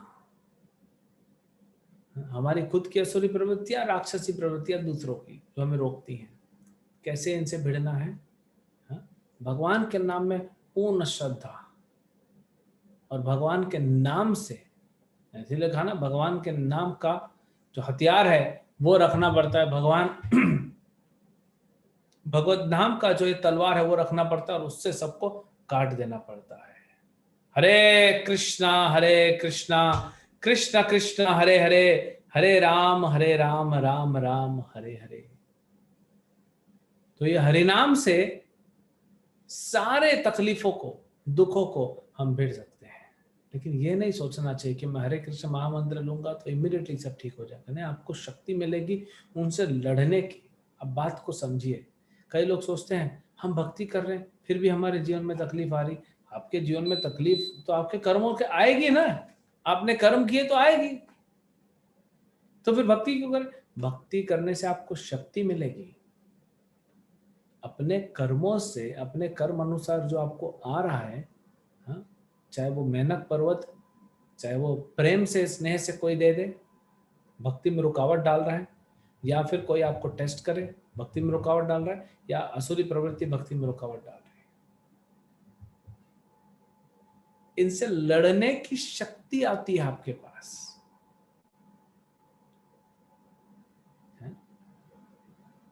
आपको यात्रा में जाना है, परिवार में 3 लोग हैं, एक व्यक्ति का फीस है 10,000 रुपये, यात्रा में जा रहे हैं, 30,000 रुपये खर्चा है। आप सोच रहे हैं क्या करें, एक मिडिल क्लास फैमिली के लिए 30,000 बड़ी रकम होती है, सोच रहे हैं। फिर आपने सोचा चलो पैसा तो है, यात्रा कराते हैं, भक्ति बढ़ेगी। फिर दूसरी तरफ मन आ रहा है नहीं क्या करते हैं, अभी हम लोग घर के लिए टीवी खरीद लेते हैं, ऑनलाइन यात्रा देखेंगे। अरे ऑनलाइन यात्रा और उस यात्रा में धाम में जाने में फर्क है कि नहीं? तो आप टीवी खरीद सकते हो लेकिन यात्रा नहीं जा सकते। तो ये लोभ है, वो यात्रा क्या है, 1 हफ्ते में तो सब खत्म हो जाएगा, खा पी के टीवी खरीदेंगे तो कम से कम हमारे पोते परपोते बैठ के इधर टॉम एंड जेरी तो देखेंगे। तो ये सब अलग अलग जो आएगा ना, आपके भक्ति में रुकावट डालने के लिए हजारों हजारों चीजें आएंगी, आपका मन अलग अलग चीज देगा, उससे लड़ने की जो शक्ति आएगी वो हरे कृष्ण महान मंत्र से आती है। तो लड़ने की शक्ति हरे कृष्ण महामंत्र से आती, इसीलिए हरिनाम पे हमारा विश्वास होना चाहिए। रुकावट आएगी, ऐसा नहीं कि हनुमान जी जा रहे हैं और कोई उनको रोक नहीं रहा है। हमारा परेशानी क्या है, हम कलयुग के भक्ति में, कलयुग में भक्ति तो करना चाहते हैं, लेकिन हम चाहते हैं हम जब करें ना कोई परेशानी ना, स्मूथ निकल जाए। ये तो वही बात हो गई ना, एस्केपिस्ट मेंटेलिटी। जो भगौड़े होते हैं, हम भागना नहीं चाहते, हम भक्ति करना चाहते, भागे क्यों? अब आप अच्छे से भक्ति करो, हाँ हरि नाम जप करो, हरे कृष्ण मंत्र जप करो, भागवत पढ़ो, गीता पढ़ो, कथा सुनो, सेवा करो, और जो आएगा लड़ लेंगे, उसमें क्या है, जो आएगा निपट लेंगे उससे भी। ये शक्ति आपको हरि नाम से मिलती है। तो यहाँ पे हनुमान जी उसी हरि नाम की शक्ति थे, उस सिंहिका को मारते आगे बढ़ते हैं, और आगे बहुत सुंदर लंका को देखते हैं, फिर अपने छोटे से रूप में आ जाते हैं, नॉर्मल रूप में कि कोई देखे ना। और जब एंट्री कर रहे होते हैं, जैसे ही लंका के आइलैंड में एंट्री कर लेते हैं, वहां पे इमिग्रेशन ऑफिसर खड़ा है। आप किसी भी दूसरे देश में जाएंगे तो सबसे पहले आपको इमिग्रेशन डिपार्टमेंट में, इमिग्रेशन ऑफिस काउंटर पे चेक करो, वीजा पासपोर्ट सब दिखाओ, क्यों आ रहे हो, वैलिड रीजन दिखाओ। तो वहां पे इमिग्रेशन ऑफिसर मिली, उसका नाम था लंकिनी, वहां खड़ी थी। अच्छा, पहले सिंहिका ने एक बार हनुमान जी को ऐसा मारा था, हनुमान बोले आज तक मेरा टीचर ने मुझे नहीं मारा, मेरा स्कूल टीचर, मेरा ट्यूशन टीचर, किसी ने मुझे हाथ नहीं लगाया, सिंहिका ने हाथ लगाया। तो हनुमान जी भी जाके बजा दिए। अब ये लंकिनी ने भी वही किया। तो ये खड़ी हो गई, पासपोर्ट दिखाओ, वीजा दिखाओ। हनुमान जी बोले काय का वीजा, मैं टूरिस्ट हूँ, अभी शाम को वापस जाना है मेरे को। बोले नहीं टूरिस्ट हो, शाम को वापस जाना है, लेकिन वीजा तो देना है। नहीं बस थोड़ा पता लगा के वापस जाना है, जाने नहीं देंगे अंदर। तो लंकिनी ने बदतमीजी किया, हनुमान जी दिए एक थप्पड़, एक झापड़ मारे, गिर गई वहीं पे और उठी प्रणाम करती है। हनुमान जी बोले ये क्या हो गया? बोले ब्रह्मा जी ने आशीर्वाद दिया था मुझे कि तुम यहाँ इमिग्रेशन ऑफिसर में नौकरी करो, एक वानर आएगा भगवान की सेवा करने, तुमको झापड़ मारेगा, हाँ वही तुम्हारा उद्धार हो जाएगा। तो मेरा उद्धार हो गया, मैं जा रही हूँ। उसके बाद से लंका इनसिक्योर हो गया, क्योंकि कोई इमिग्रेशन ऑफिसर नहीं है, इसीलिए तो सब घुस गए। फिर हाँ, लंका में सब घुस गए। तो लंकिनी को थप्पड़ मारे और फिर अंदर वो समझ जाते हैं अब लंका खत्म होने वाली है, क्योंकि ब्रह्मा जी ने कहा था एक वानर आएगा तुमको थप्पड़ मारेगा, तुम गिर जाओगी, समझ जाना अब लंका खत्म होने वाला है। तो ये ट्रेलर था। और फिर हनुमान जी जाते हैं, कि आपको पता है सुंदरकांड है, आगे चल ही रहा है।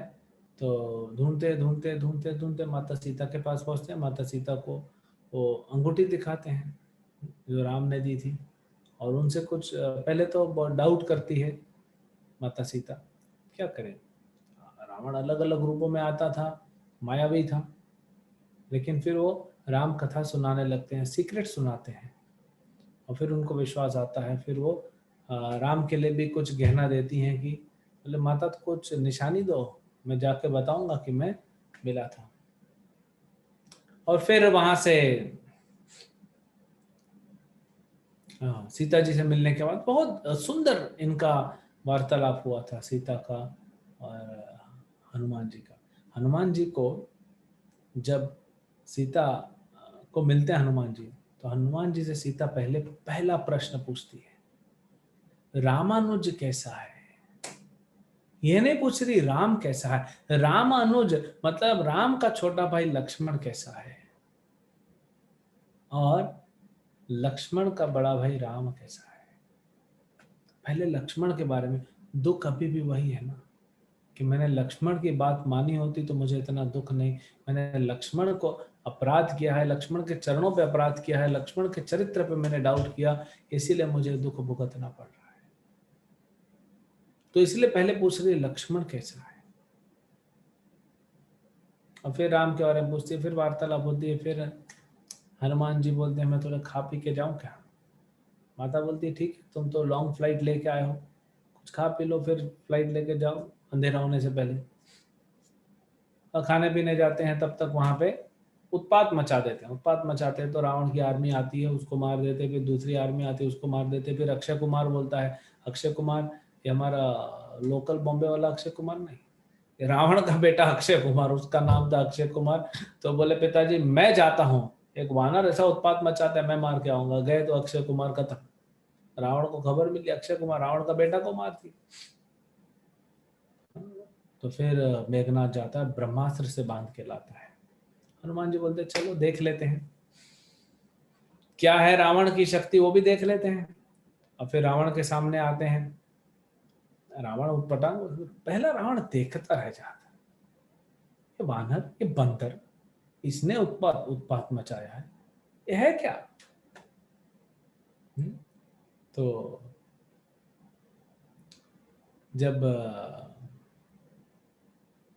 सिम्हिका जब सुरसा खाने वाली होती है, तो हनुमान जी देखो बुद्धि वहां पे प्रयोग करते हैं। बोलते हैं सुरसा को, बोलते हैं कि शास्त्रों में दिया गया है कुछ लोग नॉनवेज खा सकते हैं, कुछ होंगे जो खाएंगे, तो उनके लिए है, उनके लिए कुछ पशुओं का नाम भी दिया हुआ है जिनके 5 हाथ होंगे, 5 हाथ नहीं 5 उंगलियां होंगी और नाखून होंगे। इसका मतलब नहीं कि आदमी को पकड़ के खाना है। हाँ, पोर्क्यूपाइन वगैरह होते हैं ना, हाँ, उस तरह के जानवर। और उनको भी किस दिन पे खाना है, कैसे ऑफरिंग करके खाना है, वो सब दिया, उससे वो अलाउड है। तो हनुमान जी बोलते हैं, तब याद आया, हनुमान जी बोलते हैं मैं बंदर का नाम ना उसमें नहीं, तुम मुझे क्यों खा रही हो। यहाँ पे रावण बोलते हैं बंदर, इसने उत्पात मचाया, इसको क्या। ठीक है, तो दंड तो दे सकते हैं ना। विभीषण बोला हाँ दंड दे सकते हो, पूछ में आग लगा दो इसकी।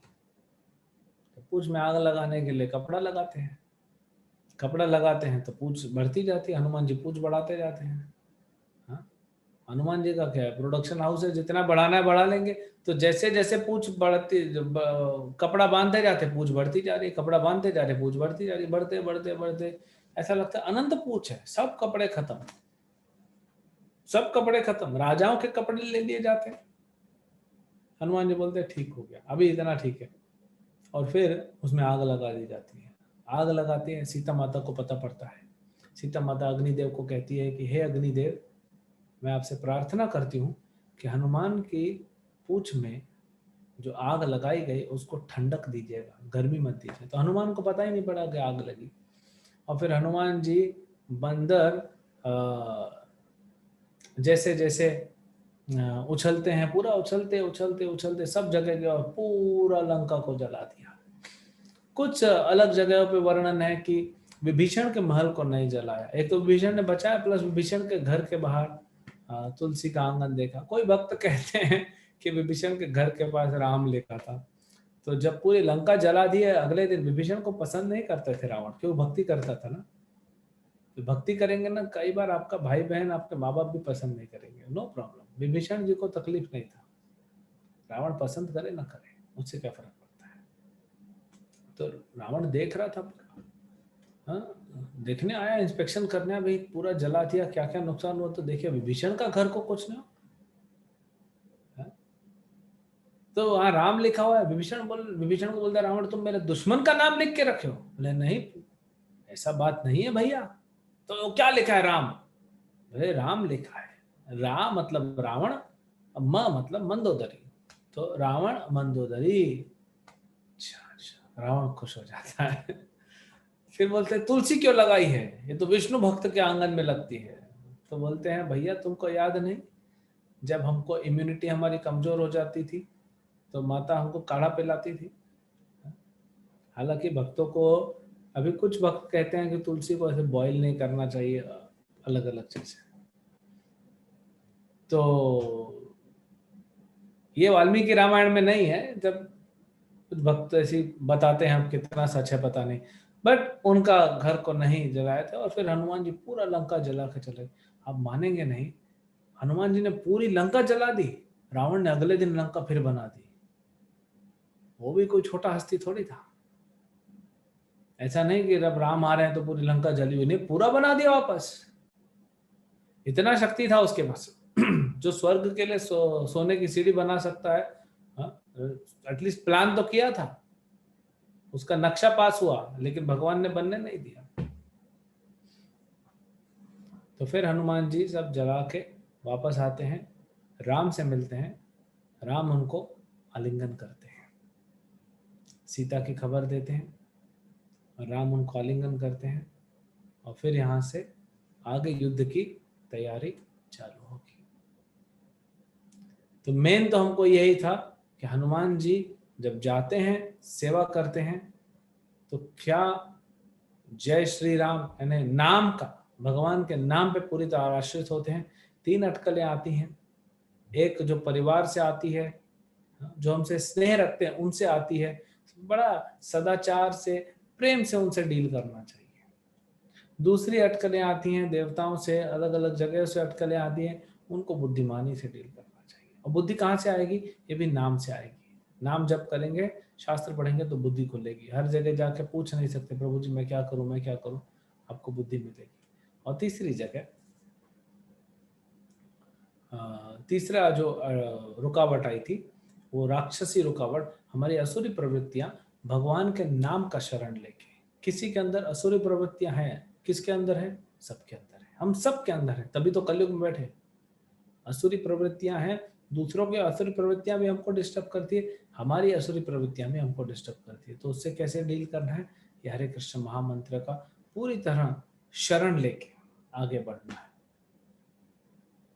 ये हमारे जीवन की 3 रुकावटें, इसको आप समझिए, इसको आप सॉल्व कीजिए और आगे बढ़िए।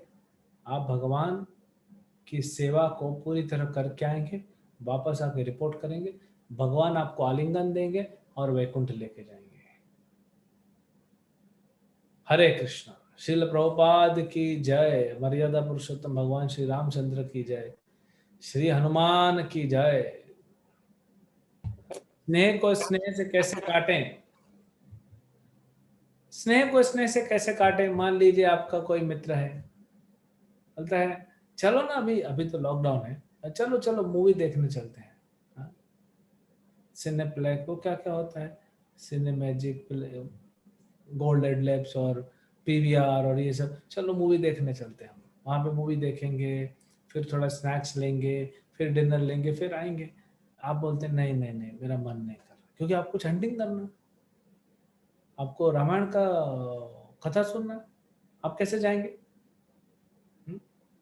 तो नहीं नहीं, मैं थोड़ा व्यस्त हूँ। नहीं नहीं, अरे चलो मैं पैसा पेमेंट कर रहा हूँ ना।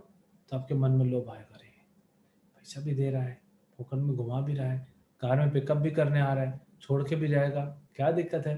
बाकी भक्ति बाद में कर सकते हैं। तो यही तो मेहनत पर्वत बोल रहा था, बैठो।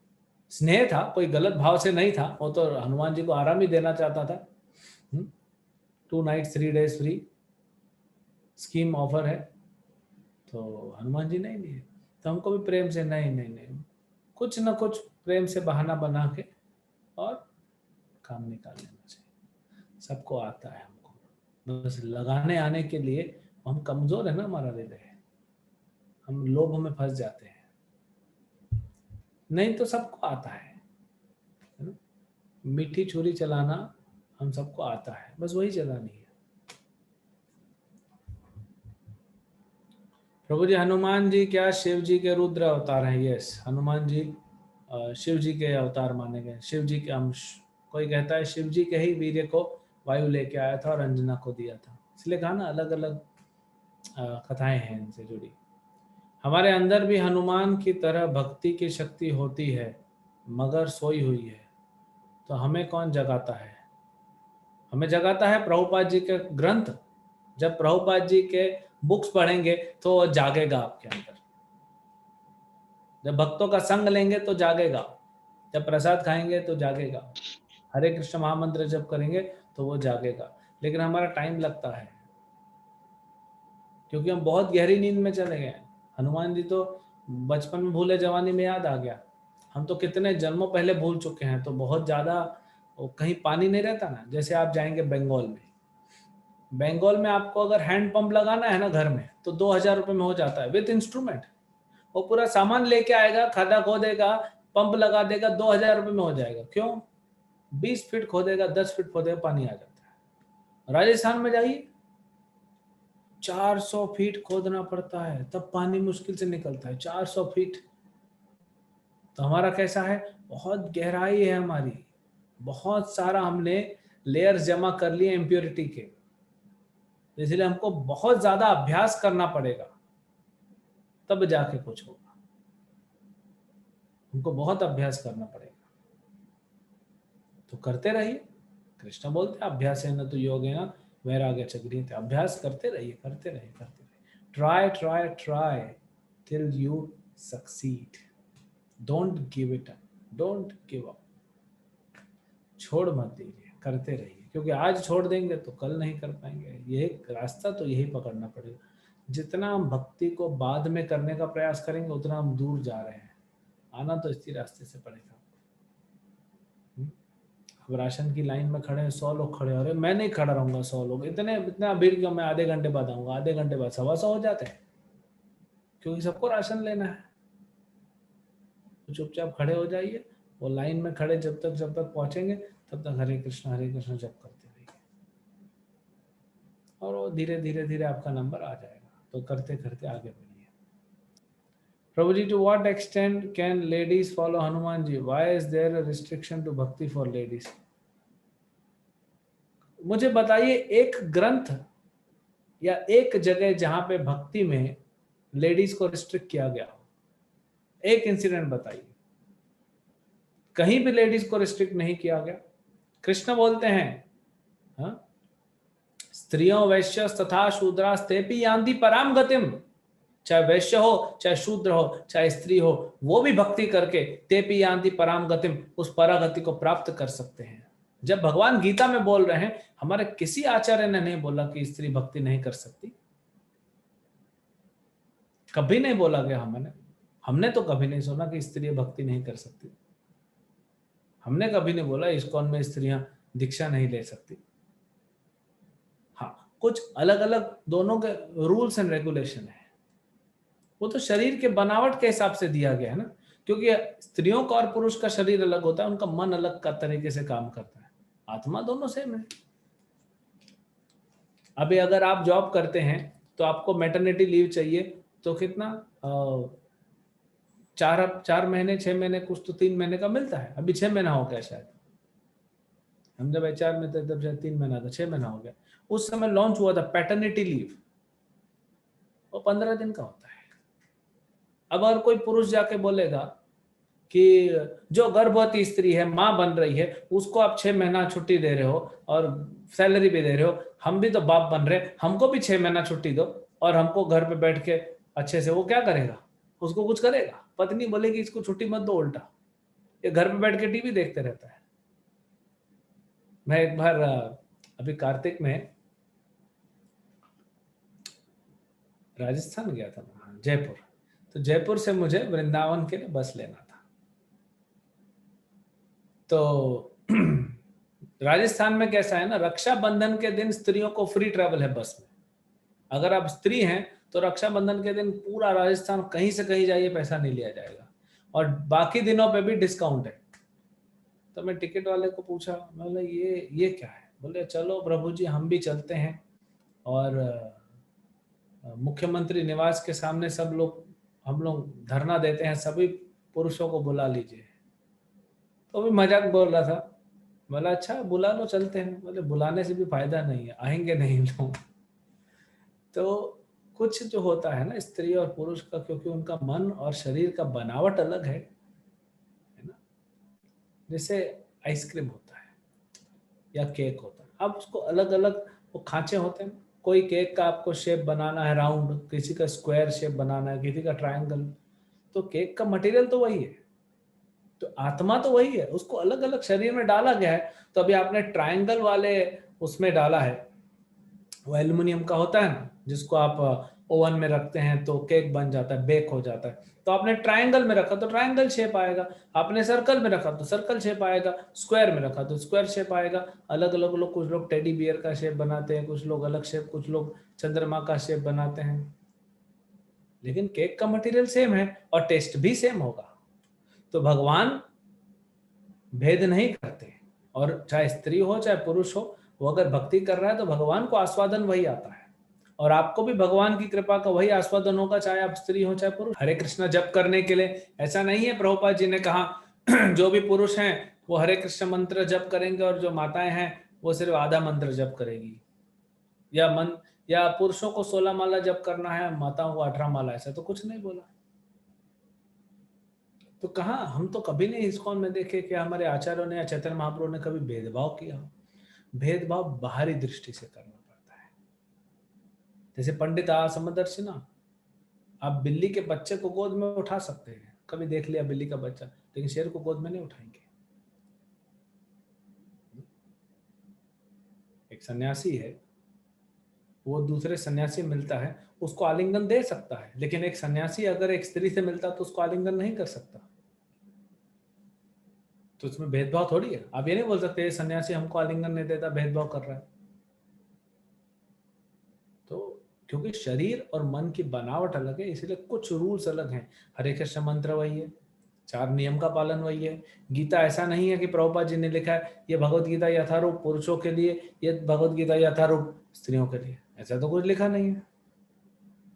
हमारे मंदिर में राधा रास बिहारी, तो ऐसा तो नहीं है कि राधा रास बिहारी स्त्रियों को दर्शन देते हैं, पुरुषों को नहीं देते, या पुरुषों को देते स्त्रियों को नहीं देते, ऐसा तो कुछ है नहीं।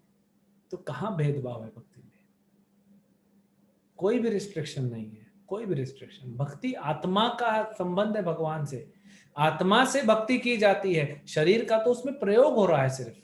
तो जो आपको शरीर दिया भगवान ने, छोटा शरीर दिया, लंबा शरीर दिया, मोटा शरीर दिया, दुबला पतला शरीर दिया, स्त्री का शरीर दिया, पुरुष का शरीर दिया, किसी का पैर नहीं है तो बेचारा अपाहिज है, किसी का हाथ नहीं है, किसी की आंख नहीं, किसी का बोल नहीं सकता, कोई सुन नहीं सकता, ये अलग अलग शरीर हैं, ये आपको दिया गया है।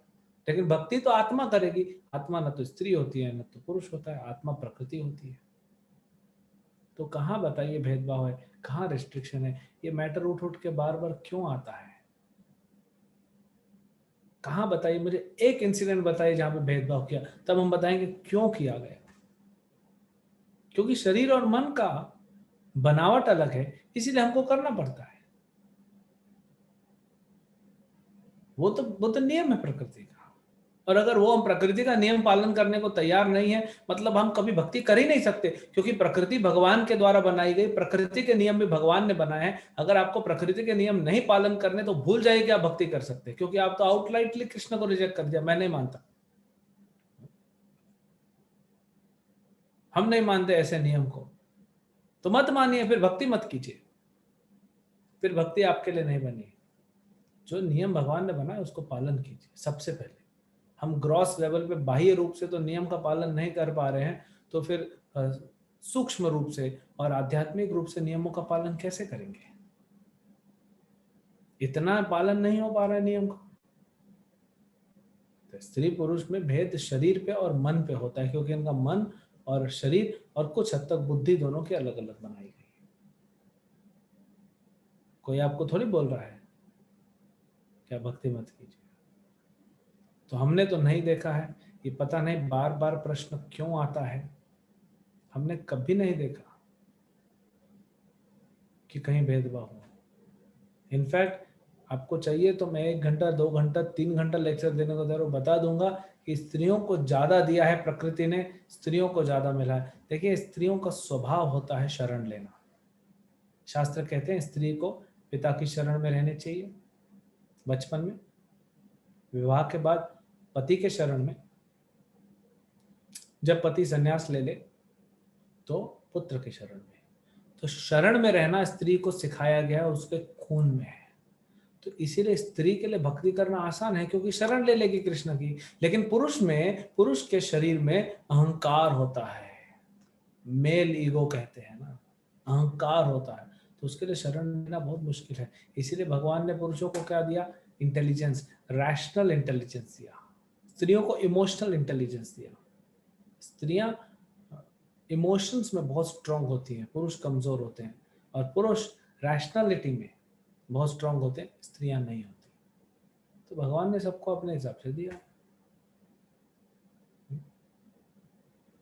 तो इसमें कोई ऐसा तो हमने तो कभी नहीं कहा कि अगर किसी का रंग काला है तो भक्ति नहीं कर सकता, अफ्रीका चले जाओ। किसी का रंग गोरा है तो भक्ति नहीं कर सकता, बहुत ज्यादा गोरा हो गया नहीं कर सकता। कोई नाटा है, कोई मोटा है, कोई पतला है, कोई गरीब है, कोई अमीर है, कहाँ भेदभाव है? कोई भेदभाव नहीं किया गया भक्ति में, कभी नहीं।